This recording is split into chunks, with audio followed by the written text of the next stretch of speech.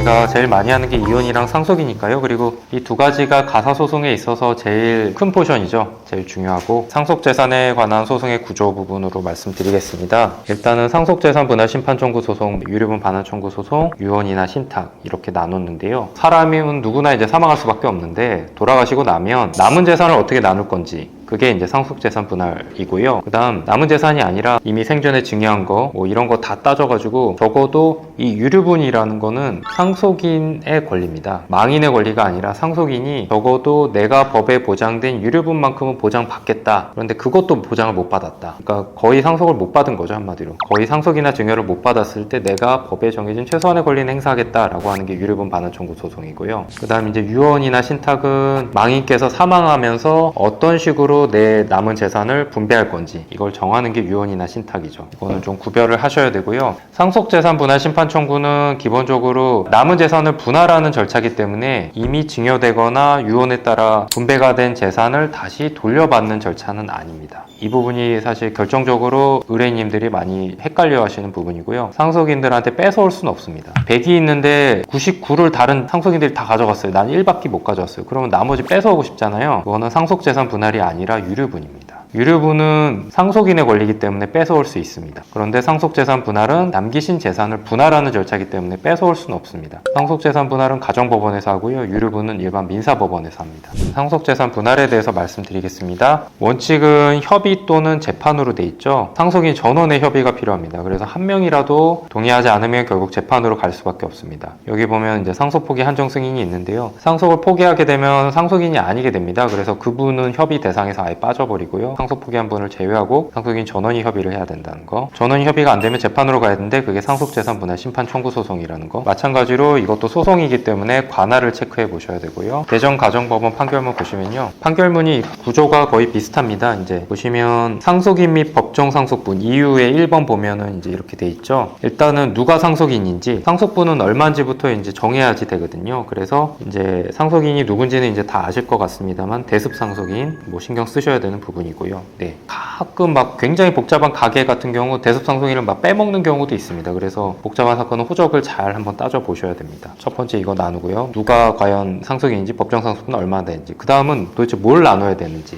분할 대상이 되는 상속 재산은 뭔지 이 부분인데요. 뭐 대부분은 부동산하고 주식입니다. 그 다음 자동차 정도, 그 다음 채권 채무. 사실 고객을 상대하시면 상속세 질의가 굉장히 많은데요. 이제 상속세는 그거는 국가에서 세금을 이제 징수하는 절차이기 때문에 이 재판하고는 전혀 무관하고 고요. 별개의 절차로 생각하셔야 되고 이거를 이제 혼동해서 생각하시면 안 됩니다. 일단 뭘 분할할지도 정했다. 그러면 이제 상속재산 분할에서 가장 중요한 이제 기여분과 특별수익 이 두 가지 이슈가 있는데요. 사실 기여분하고 특별수익을 제외하면 별게 없습니다. 그냥 남기신 재산 법정 상속분대로 다 분할하면 돼요. 그런데 이게 소송으로 가는 이유는 결국 기여분하고 특별수익 때문이거든요. 기여분은 상속인들이 내가 부모님한테 더 잘한 것 같은데 난 더 받아야 되겠다 이런 생각을 하시거든요. 그게 기여분이고요. 특별수익은 어느 분들이 생전에 아니면 사후에 유언으로 특별히 많이 받으셨어요. 그게 특별수익. 이죠. 그러면 특별히 많이 받은 분이 있으면 이제 상속재산 분할에서는 그러면은 당신이 특별히 많이 받은 거는 난 모르겠고 남기신 재산 법정 상속분대로 하겠다. 이게 법원에서 정해진 그런 법리가 아니고요. 예전에 특별수익한 것도 다 고려를 해서 당신이 예전에 많이 가져갔으면 당신은 상속재산 분할에선 덜 가져가고 당신이 예전에 거의 안 받거나 덜 가져갔으면 이번에 많이 받고 이런 식으로 이제 상속재산 분할을 법원에서 재판으로 하게 됩니다. 그렇기 때문에 과거에 얼마나 부모로부터 많이 받았는지를 따지기 시작을 하거든요.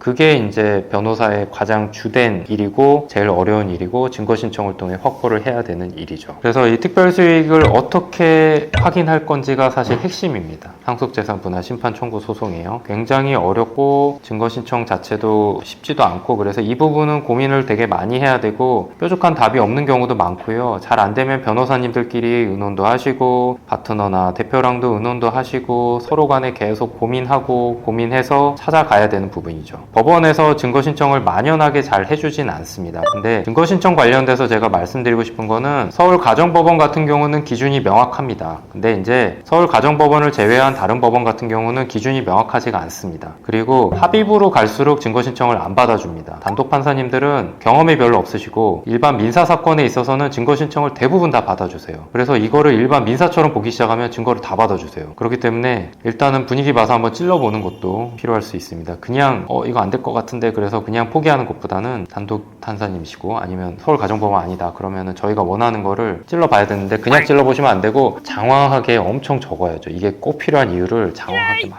설득을 하는 절차가 필요합니다. 증거 신청에서 채택이 돼서 증거를 확보하는 게 가장 중요하기 때문에 증거 신청은 굉장히 신경을 많이 쓰셔야 됩니다. 이 특별수익 관련돼서요. 이거는 유류분에 있어서의 특별수익도 똑같습니다. 사실 법리적으로는요. 이 기여분 관련돼서는 웬만하면 기여분을 쉽게 인정해 주진 않고요. 법원에서요. 특별히 예외적으로 인정을 해줍니다. 판사님에 따라 당연히 편차가 있고요. 투병생활 오래 하신 분 같은 경우는 인정받을 수 있고요. 그 다음 실질적으로 재산상 기여를 한 경우는 인정받을 수 있습니다. 근데 망인께서 부자인 경우는 대부분 인정받지는 않습니다. 왜냐하면 부자인 경우는 대부분 재산이 자녀로 흘러가기 때문에 기여에 대한 대가를 대부분 받았습니다. 이미. 그렇기 때문에 쉽게 절대 인정되진 않고요. 특히 기여분 관련돼서는 예외적으로 인정된다는 건 알고 계셔야 되고 기여분 특별수익과 관련돼서는 아마 이미 알고 계시겠지만 배우자 같은 경우는 달리 취급된다는 거 그거는 반드시 아셔야 됩니다. 그리고 배우자가 달리 취급되는 이유도 아셔야 됩니다. 배우자가 달리 취급되는 이유는 이혼하면 절반인데 대부분 상속으로 갔더니 너무 터무니없이 적은 상속분을 받더라. 이혼을 오히려 조장하는 거 아니냐라는 비난을 되게 많이 받았고요. 그거에 대해서 반성적 고려로 도입된 법리이기 때문에 배우자다 그러면 특별수익과 기여분에 있어서 어떻게 하면 예외를 좀 인정받을 것인가에 대한 고민을 많이 하셔야 되고요. 특히나 혼인기간도 길다. 그리고 이분은 재산이 별로 없어요. 돌아가신 분은 재산이 되게 많은데 이 배우자는 재산이 없어요. 그러면은 적극적으로 주장하셔야 됩니다. 내가 이혼했으면 재산을 절반을 가져오는 건데 혼인기간이 이 정도 길고 이거 말이 되냐? 이런 식으로 재판부를 계속 설득을 하셔야 됩니다. 그거는 굉장히 중요합니다. 그리고 상속재산 분할의 기준과 방법. 기준과 방법은 사실 없고요. 법원이 재량으로 하게 되어 있습니다. 그런데 이제 판사님들은 사실 모든 재산을 공유로 하면 제일 편하거든요. 법정 상속분이 아니라 수정된 구체적 상속분으로 다 공유로 하면 제일 편합니다. 그러면 다시 또 공유물 분할 청구 소송도 가야 되고 그래요. 그래서 이 부분에 있어서도 의견을 꼭 제시를 해야 됩니다. 우리는 이거 받고 상대방들한테 이런 식으로 분할을 하고 싶다. 의견 제시를 꼭 하셔야 되고요. 사실 이것도 판사님의 재량으로 돼 있다 보니까 재판부마다 좀 편차가 있고 잘 안 받아주는 데도 있습니다. 사실 이게 귀찮거든요. 이거를 꼼꼼하게 분할하는 것 자체가 굉장히 품이 많이 들어서 안 받아주는 재판부도 있지만 그래도 저희가 할 수 있는 부분은 다 해야죠. 그 다음 유류분. 유류분은 일반 민사소송입니다. 그래서 일반 민사소송의 관할로 보시면 되고요. 유류분은 아까도 말씀드렸다시피 상속인의 권리입니다. 피상속인의 어떻게 보면 기본권을 침해하면서까지 상속인의 권리를 보호하는 거거든요. 이게 맞느냐 이 부분에 대해서는 비난이 많지만 입법자가 법에 정해놨기 때문에 그거는 유효하다고 볼 수밖에 없고요. 헌법재판소에서 이제 형제자매 유류분 같은 경우는 이제 위헌을 했기 때문에 형제자매는 유류분이 없고요. 유류분과 관련돼서 이제 대습상속인은 좀 신경을 쓰셔야 되고요. 유류분은 굉장히 계산식이 복잡하죠. 굉장히 어렵습니다. 그래서 유류분과 관련돼서 말씀드리고 싶은 건요. 소장은 최대한 간단하게 쓰셔야 돼요. 소장에 힘을 빼시면 안 돼요. 어차피 다 바뀌거든요.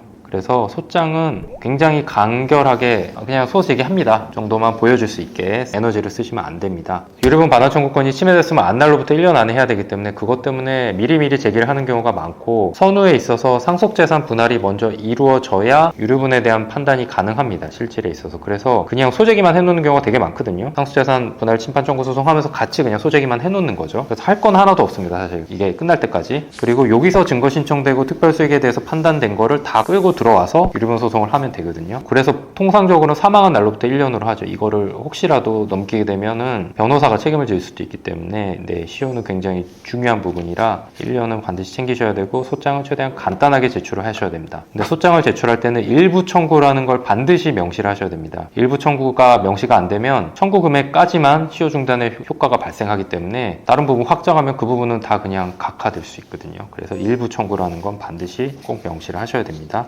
유류분은 계산식이 굉장히 복잡하죠. 이건 모든 분들이 다 싫어합니다. 판사님들도 싫어하고 변호사도 싫어하고 다 계산하고 싶어 하죠. 하기 싫어.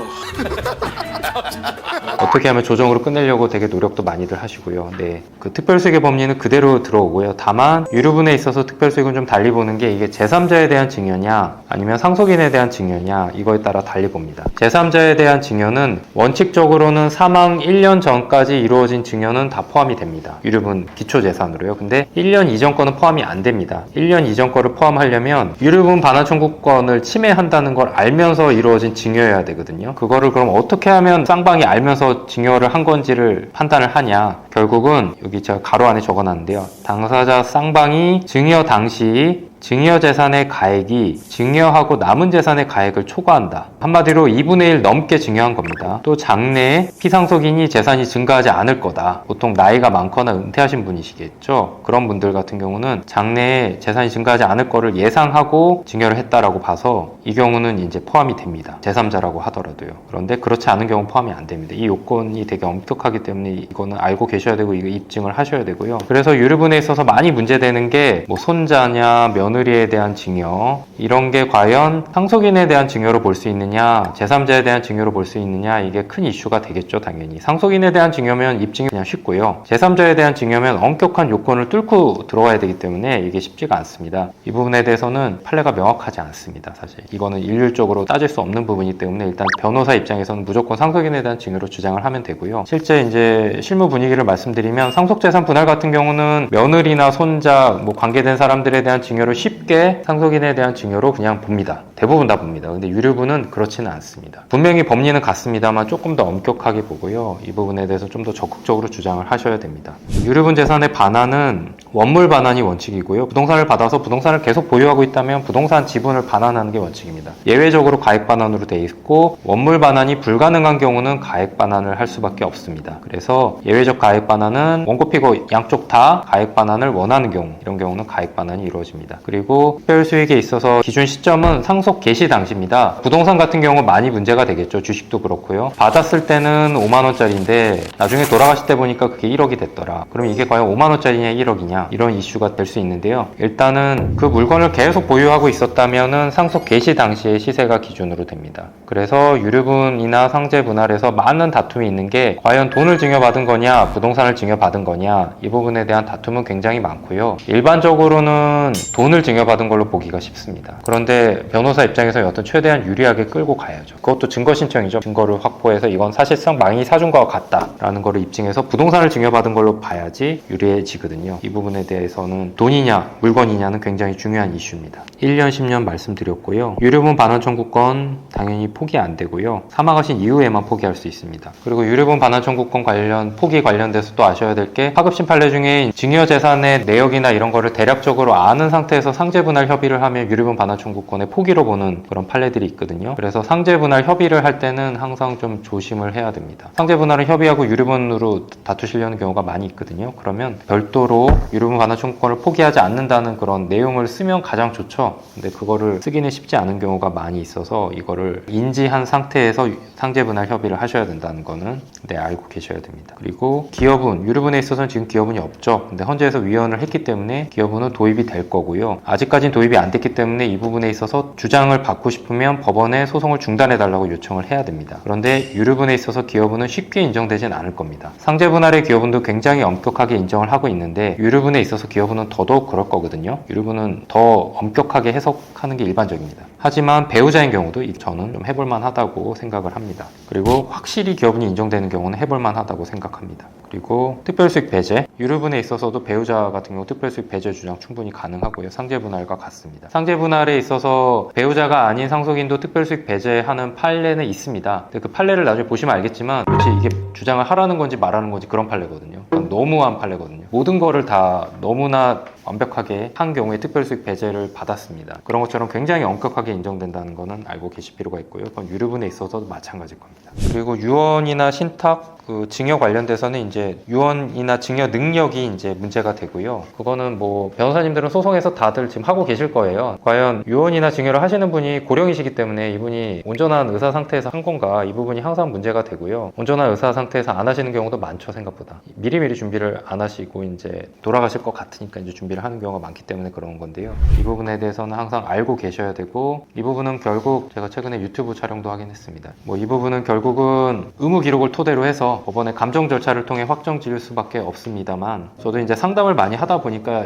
이게 참 의사 선생님도 다 객관적으로 해주시는 건 아니구나. 상담을 하시고 제가 점수가 너무 낮습니다. KMMS가 막 11점, 10점 나오고 그러죠. 이 정도면은 제가 볼 때는 유언하셔도 다 필요가 없어질 것 같은데요. 그랬더니 2주 뒤에 다시 오셨는데 막 18점 받아오셨어요. 그래서 이거 여튼 변호사는 의뢰인 입장에서 조력을 해드리는 거고, 변호사의 업이라는 게 뭔지에 대해서 다들 고민을 하실 건데, 저는 기본적으로 변호사는 비즈니스라고 생각을 합니다. 기본은 저희도 이제 돈을 벌기 위해서 하는 거고, 저희가 무료봉사를 하는 건 아니기 때문에 법을 지키고 일정한 선을 지키는 선에서의 비즈니스라고 생각하고, 불법이 아니고 합법적으로 고지해드릴 부분은 다 고지해드리는 게 의뢰인한테도 이득이기 때문에 이런 부분에 대해서 기본적으로 알고 계시면 좋고, 미리 조언해드리면 좋은 부분이죠. 유언은 뭐 공증을 받는 게 무조건 좋고요. 공증을 권해드리고, 공증이냐 일반 자필유언이냐 차이는 집행에 있어서 차이가 너무 큽니다. 공증을 받으면 바로 등기가 되지만, 자필유언으로 유언장을 받아놓으면 상속인들이 동의하지 않으면 집행이 안 됩니다. 소송을 해야 됩니다. 소송을 해야 등기가 됩니다. 그 차이는 너무 크죠. 바로 등기할 수 있느냐, 소송에서 승소해야 등기할 수 있느냐. 분명히 아버지한테 자필유언 받았는데 다른 상속인들이 동의를 안 하면 등기가 안 돼요.